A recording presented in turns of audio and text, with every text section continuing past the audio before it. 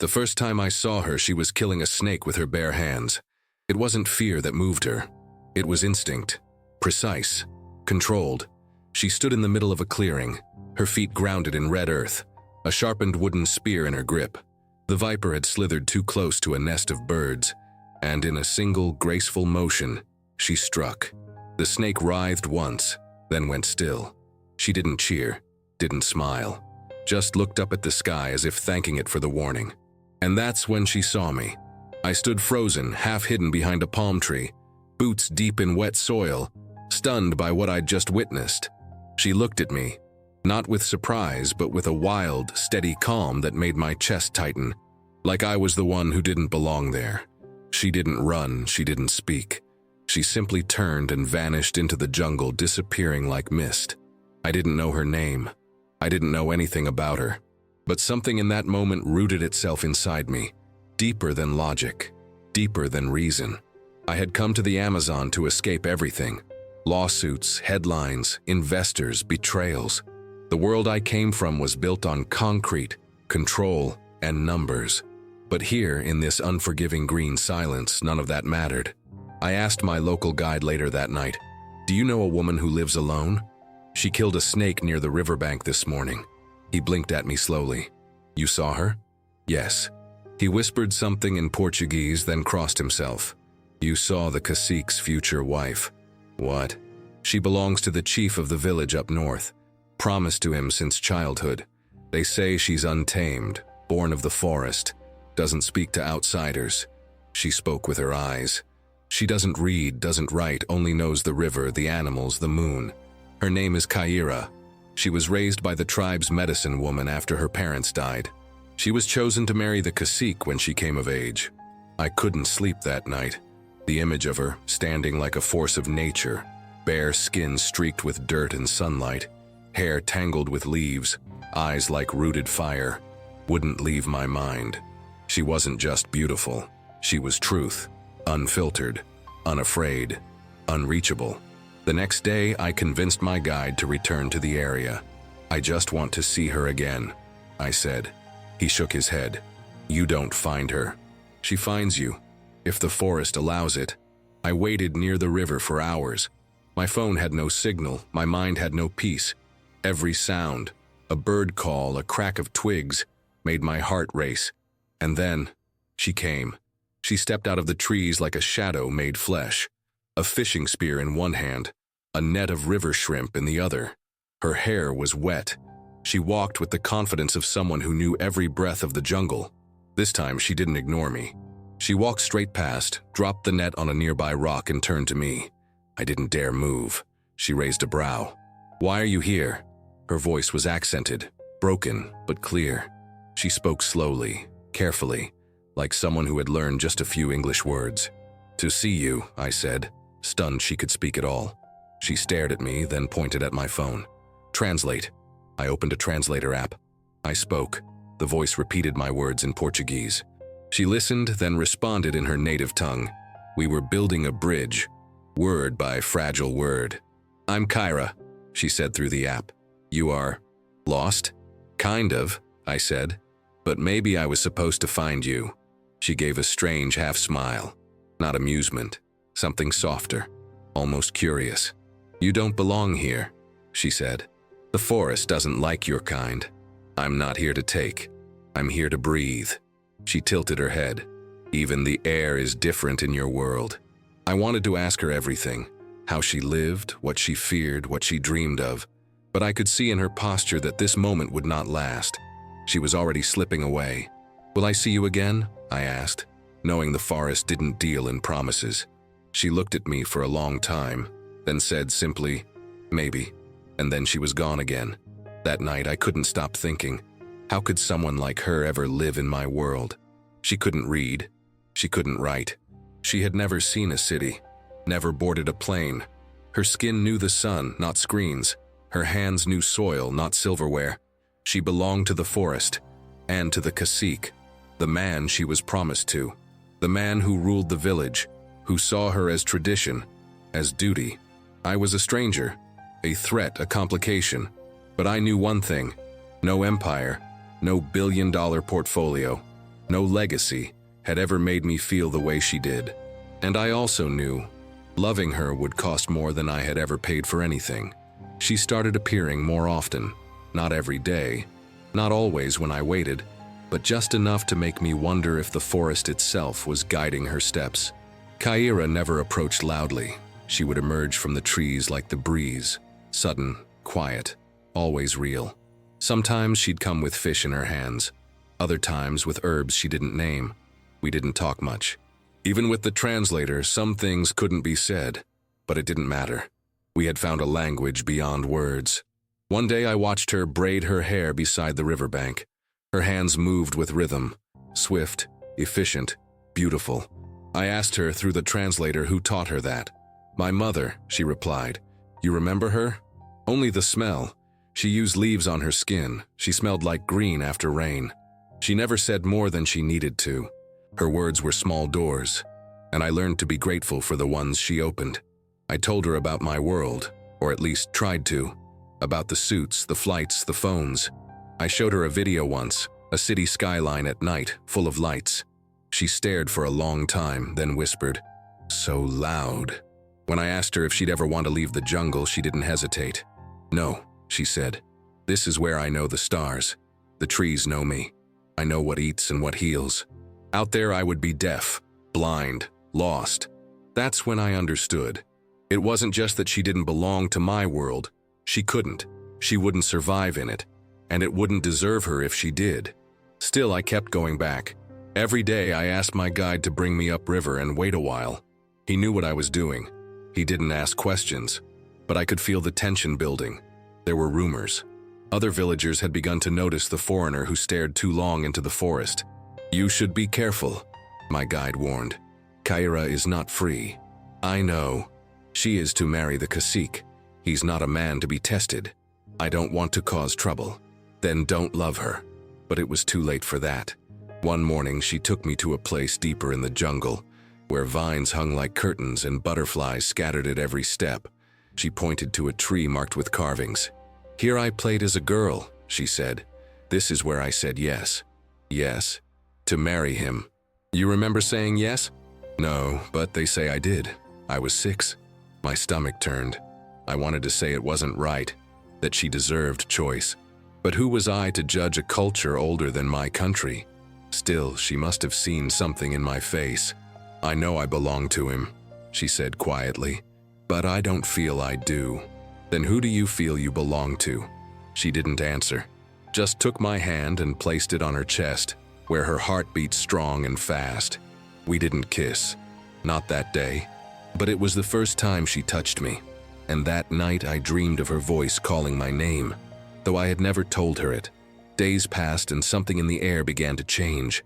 I arrived at the river one afternoon to find her waiting, but different, tense. Her eyes darted behind her as if being followed. "He knows," she whispered. "Who?" "The cacique. Someone saw us. He asked why I disappear." I stepped closer. "Are you in danger?" "No," she said, "but you might be." We did nothing wrong. In the forest, jealousy is enough. I wanted to tell her I'd leave, that I'd go far away if it kept her safe. But she looked up at me then, eyes filled with something fierce and broken. "I don't want you to leave." So we met in secret. We stopped using the translator. It was too slow, too loud. We made up our own language, gestures, eyes, breath. Sometimes I'd draw pictures in the dirt. She'd respond with symbols from her tribe. The connection was messy, imperfect, pure, and in that mess we fell deeper, but we knew it couldn't last. There was a time limit, and it was getting closer. The wedding was being prepared. She had seen the ceremonial dress being stitched. The women had begun weaving the crown of feathers. The forest was getting ready to give her away, and I was running out of days. I asked her once, "If I took you away, would you come?" She looked at me, and I saw the truth. She wanted to say yes, but she couldn't. Not because of him, not because of fear, but because the world I lived in was one she couldn't understand. She didn't know how to use a bank card, how to cross a street, how to ask for help in a language that never shaped her childhood. She belonged to rivers, not highways, to silence, not sirens, to moonlight, not neon. and I was starting to realize that no matter how much love burned between us, it might not be enough to survive what was coming.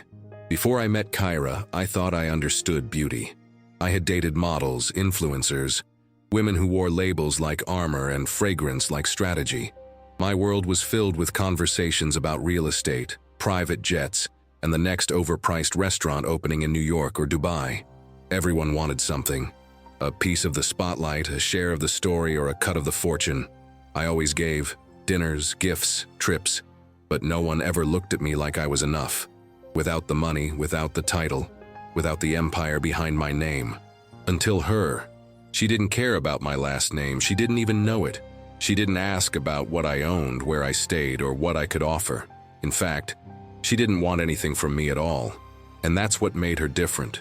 That's what made her dangerous. Not to me, but to the entire version of myself I had spent a lifetime building. One evening, I brought her a small silver bracelet I had in my bag. Nothing flashy, just a simple, elegant piece. I offered it to her by the water. She took it gently, looked at it, and then placed it on the rock beside her.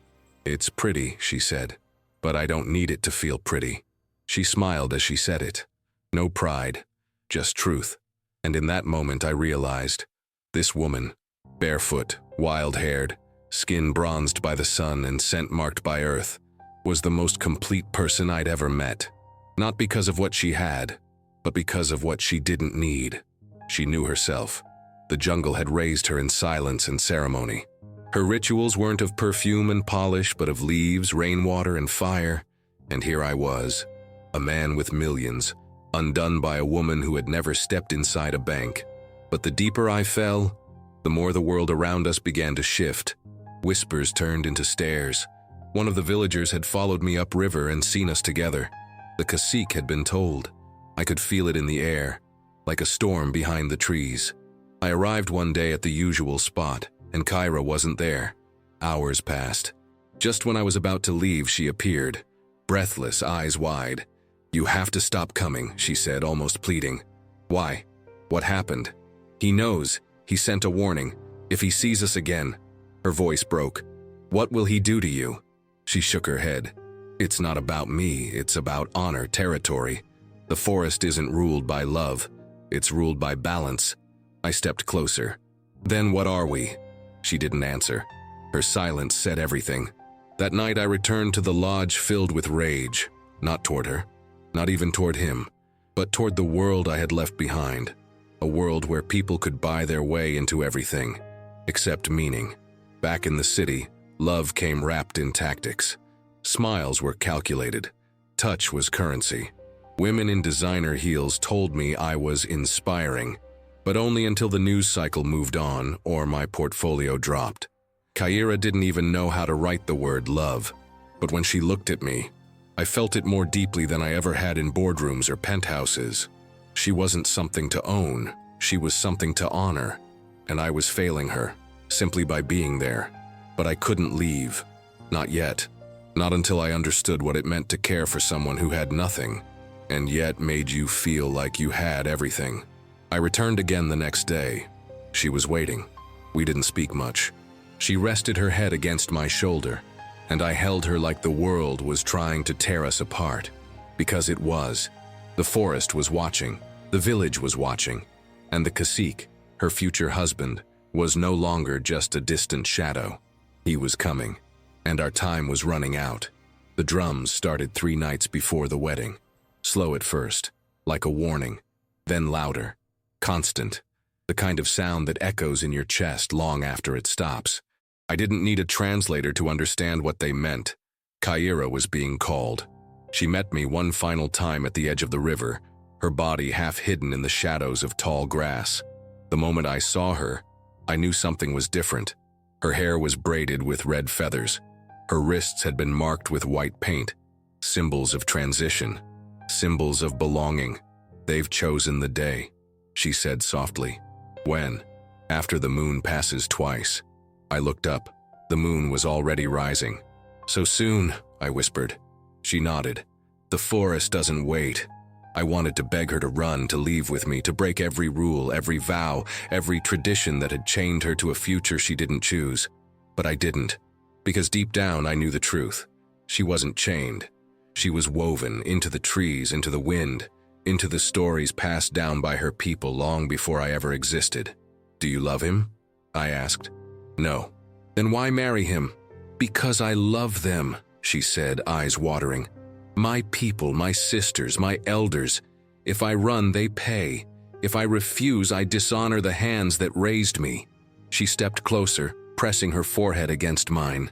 "You are the only thing that ever felt like freedom, but I can't be your escape," I whispered. "No," she said. "You were my awakening." We stayed like that, forehead to forehead, until the drums started again. This time closer. She pulled away. "Go now. I'm not afraid of him. It's not just him you're facing. It's the law of this land, and the land always wins." I watched her disappear one last time, swallowed by leaves and silence. That night, I packed my bag. But I didn't leave. I couldn't. Instead, I returned to the edge of the village before dawn. I stayed hidden behind the trees as the rituals began. Fires were lit. Women painted Kyra's face. Children danced. The cacique stood tall, proud, his chest marked with power. And then, I saw her, walking slowly toward him, wearing a ceremonial crown of feathers. Her eyes were dry. Her lips didn't move. But when she turned slightly, just for a second, our eyes met across the trees. It was enough. She knew I was there, and I knew what she had chosen. Honor, roots, the life that came before me. I left before the ceremony ended. I didn't wait for her to look again. I didn't need to, because I finally understood. Love is not always possession.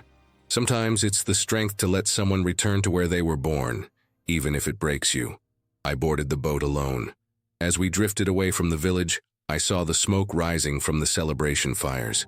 But in the distance, at the bend of the river, a figure stood in silence just beyond the trees. Barefoot, hair loose, crown gone. Kyra.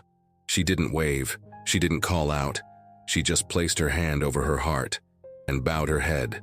Then she turned back to the forest and vanished. I never said goodbye to her. Not properly, not with words, not with closure. Because some stories don't end with doors closing. They end with eyes meeting across a fire and a silence that says everything. When I returned to the city, everything felt louder, faster, colder. The cars, the lights, the constant need to prove something. But the forest had changed me. I'd sit in meetings and hear nothing. People talked about stocks, markets, deals. And all I could think about was the way she used to trace lines in the dirt with her fingers, explaining things I would never truly understand. I was back in the skyscraper life, but my heart still beat to the rhythm of the jungle. She had become a ghost I didn't want to forget. I deleted the translation app, but I still remembered the sound of her broken English. Her words weren't perfect, but they were real. Every sentence was a bridge between two worlds that were never meant to meet. And I kept thinking about what she said. You were my awakening, because she was mine too. Before her, I didn't know what it meant to sit in stillness, to look at someone and not need anything from them. Just presence, just truth, just the breath between two people who understand that love has no use for power. I stopped dating, stopped entertaining the type of women who praised my lifestyle but never asked what I feared, stopped pretending that any of it, the suits, the cars, the dinners, could fill the space she left behind. I bought a small cabin in the mountains, alone, no staff, no noise. And every morning I'd walk barefoot through the trees, not because it made me feel like her, but because it reminded me that I had once been close to something real. Sometimes, I still dream of her. Not of her face, but of the sound of her breath when she sat beside me, the warmth of her skin under the moonlight, the quiet way she'd look at the river like it was her first language. I never went back to the Amazon, not because I didn't want to, but because I knew she wouldn't be there anymore. At least not the way I remembered. She was no longer just a woman I met. She had become part of a story I carry in silence, the kind you don't tell at parties, the kind you keep locked in your chest, like a flame that only burns for you. One day, years later, I received a letter. No return address, no signature, just a small piece of bark wrapped in cloth. Inside it, a single white feather and a line, written in simple, careful English. You taught me the word freedom. I kept it. I don't know how it found me, but I do know what it meant. She hadn't forgotten, and neither had I. I used to believe everything had a price. Not out of arrogance, just experience. In my world, doors opened with signatures. Problems disappeared when the check was big enough. I'd bought silence, influence, even forgiveness. But love, real love, you can't sign for that. And when I met Kyra, that illusion died quietly, like a candle in the wind. Years had passed since I left the Amazon. I never went back. Not because I didn't want to, but because going back wouldn't bring her with it. The forest doesn't work like that. Neither do real stories. Then one morning a package arrived. No sender, just natural cloth wrapping tied with fiber rope. Inside was a small feather and a piece of folded paper. Only one line written in soft, crooked English. You gave me the word freedom. I kept it. I sat with that note in my hands for a long time. It didn't say she missed me. It didn't ask for anything. But somehow, it said everything. Because the truth is, we never promised each other forever. We never needed to. What we had didn't fit into years or contracts. It lived in glances, in touches, in moments no one else saw. It lived in silence, in memory. It lived in the choice we never got to make. She chose her people, her land, her roots. And I chose to carry her with me, quietly, always. People ask me now why I never remarried, why I live alone, why I left everything behind when I had the world at my feet. They don't understand. Because how do you explain that the only woman who ever made you feel alive is one who would never know what it means to walk through an airport, check a bank balance, or make a dinner reservation? How do you explain that the richest love you ever felt came from someone who didn't want anything from you? She never asked for diamonds. She never asked for promises. She never asked to be rescued. And maybe that's why it hurt so much. Because I would have given her everything, but she only needed the river. We live in a world obsessed with happy endings, marriages, babies, growing old side by side. But some stories aren't built for that. Some stories aren't meant to finish neatly. They're meant to stay with you, to echo in your bones every time you sit in silence, to remind you that even the greatest love stories don't always end in together. I didn't get the ending I wanted, but I got the one I needed. Because now I know money can buy comfort, status, applause, but it cannot buy the feeling of someone placing your hand on their chest and saying without words, "This is yours." And not all endings are happy, but some are true. Kyra didn't disappear. She became the part of me that still believes in something pure. And that is enough. If this story touched your heart, leave a rating from 0 to 10 in the comments. And if you believe true love still exists, subscribe to Written Destiny Official. Here, every story has a soul.